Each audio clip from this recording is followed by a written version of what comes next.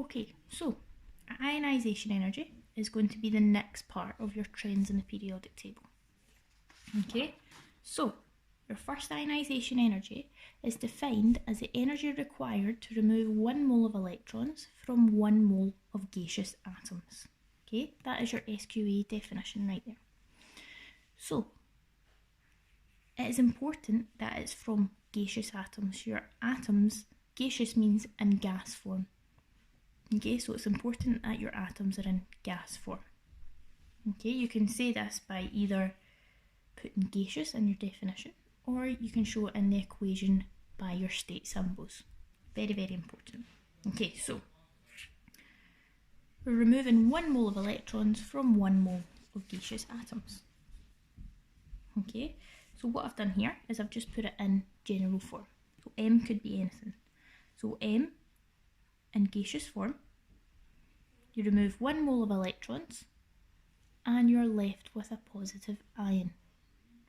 Okay, because you've removed 1 mole of the negative electrons, leaving you with extra positive protons than negative electrons.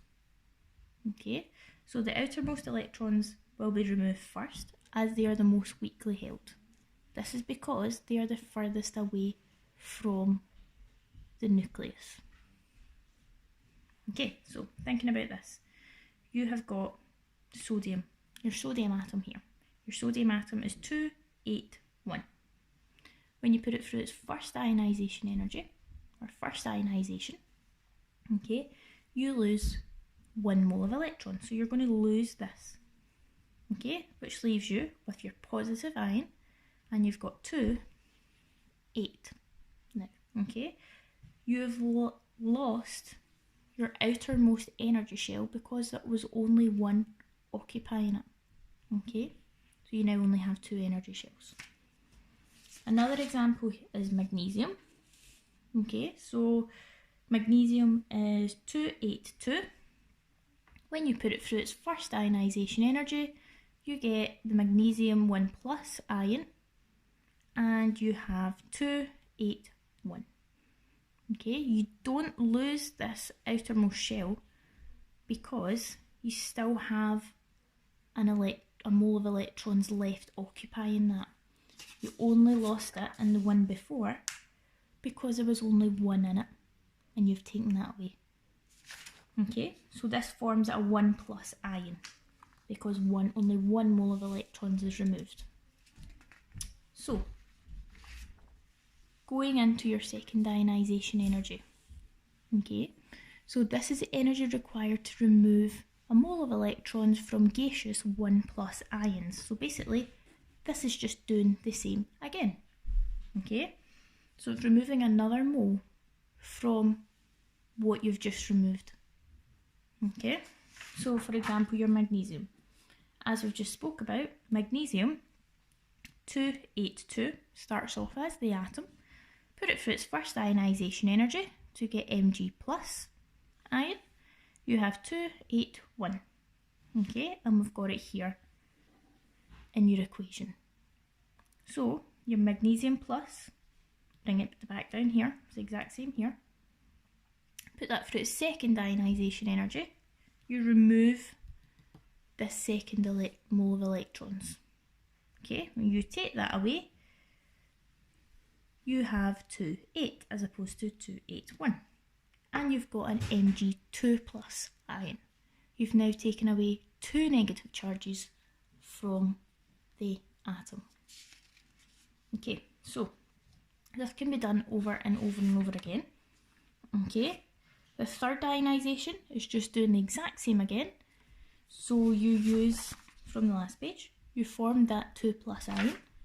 So you're going to remove the mole of electrons from that again. So you remove it, remove an extra mole of electrons, and you get a 3 plus ion. Your fourth ionization energy, taking this down here, remove a mole of electrons, and you get the 4 plus ion.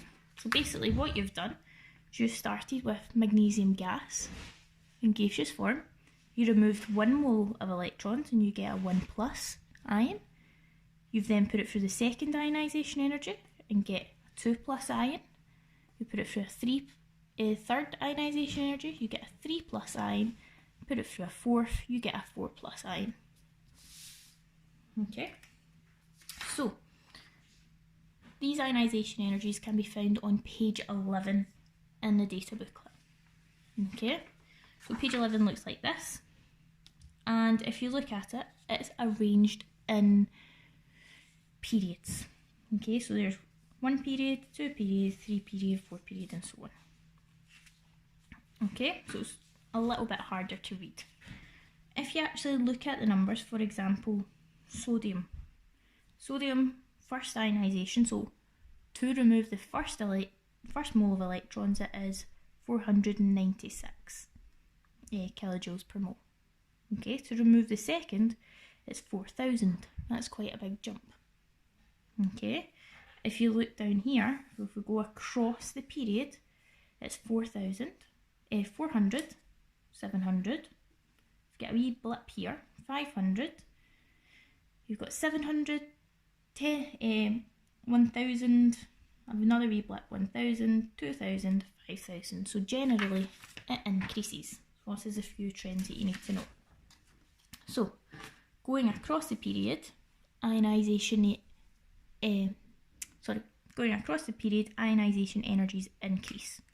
This is due to the increased nuclear charge.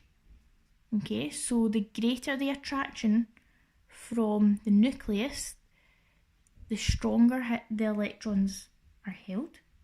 If the electrons are held strongly, you're going to need a lot more energy to break the electrons and remove them. Okay, so because they're held more tightly, more energy is needed to remove them. And this is caused by your increased nuclear charge. Going down a group, okay, the ionization energies decrease. Like I've said, this is because of increased shielding. As you go down a group, you have more electron shells, so your outermost electrons are shielded from the nuclear charge in the middle, the positive attraction. Okay, so the electrons are further away and they have a weaker nuclear attraction, so they're easier to remove. They're easier to remove, you're going to have a decrease in energy. So as you're going down a group, I'll get the periodic table over. As you're going down a group, your ionization energies decrease, whereas if you're going across a period, your ionization energies increase. Okay, so there can also be a trend seen within your ionization energies. So having a look at sodium again. Okay, to remove the first electron, it is 496 kilojoules. Okay, to remove the second, it's 4,000. That's quite a big jump. So basically, why that is, I'll signal this in pink. To remove the first electron, you take away this one. Okay, and that leaves you with 2, 8. To remove a second electron, which I'll do in blue, to remove a second electron, you need to break a full outer shell. This takes a lot of energy, hence the big jump. Okay, so a high amount of energy is required when you need to break a full shell of outer electrons. Another example of this is magnesium. So when it goes through your first ionization energy, I'll do it pink, you're removing one of the moles of electrons. Your second one is a bit bigger. Okay, so it's at 1400. You're going to remove this one. To get to your next one, it is a very, very big jump. So we go from 1,400 to 7,700. Very big jump in energy, very big jump in number, because that is when you finally get to start to remove from an outer shell of electrons. So we'll try to get this one or this one. Okay, so if you look at it then, Going on to boron then. Boron is 2, 3. Your first one is 800. You're removing, for example, this one. Okay, your second one is 2400. You're going to remove this electron. Your third one, 3000 odds. You're going to remove this one. Your fourth ionization energy, very, very, very high number. This is because you're now breaking a new shell of electrons. Okay, so when you break an outer shell of electrons, and you break into a new shell of electrons, is a very, very, very high energy. So if you look at it, the ionization energy when you're breaking into a new shell of electrons jumps up considerably. Okay, so boron is in group 3, so after you remove 3 electrons, the fourth ionization energy is larger.